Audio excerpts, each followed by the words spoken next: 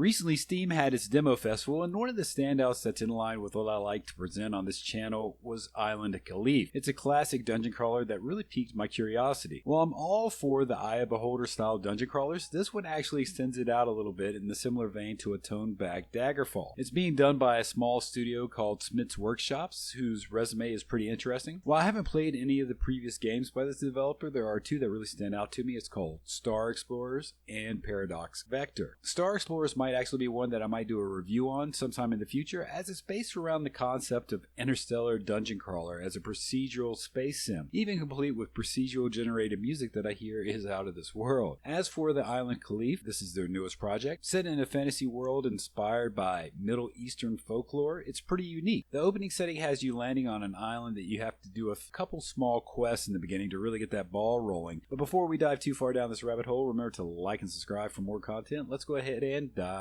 in.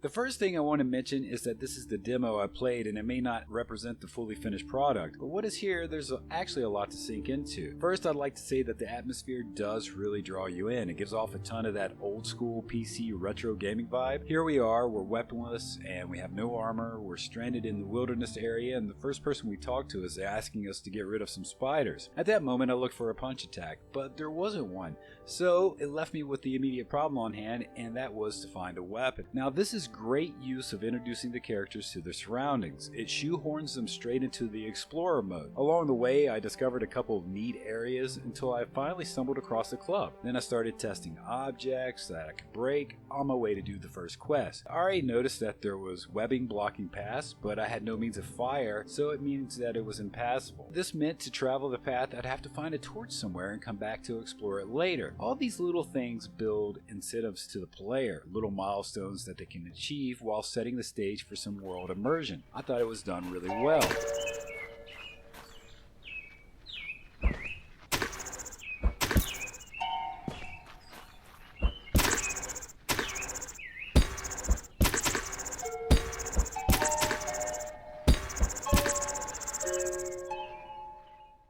Let's go ahead and talk a little bit about the combat. Now, I'm going to be honest, it's not the greatest. There is a blocking mechanic and an attack mechanic, but blocking locks a character down too long to do a return attack and then re-block before the next attack. It makes blocking seem almost pointless. I'm hoping that since this is not the finished product, that this particular area gets addressed. Also, lining up your character to properly attack the creature in front of you, it actually takes some finesse. All that being said, once I was able to explore more, even do a couple dungeon areas by use of a torch, I really felt like this was going to be a great upcoming project. There is even a moment where you're physically being transported by a boat and you can watch the horizon. I think a lot of people that like the feels that they get from like Magic or Daggerfall will really find some joy in this title for the merit alone. Now, I'm not sure how deep the lore will go or even if choices will matter, so I'll be interested to see what they can squeeze in. One thing's for certain, this title is probably going to have a low affordable price point, and I definitely think it's going to be worth the price of admission. Well, that's it for this little inside peek to the Islands of Caliph. I hope you enjoyed it.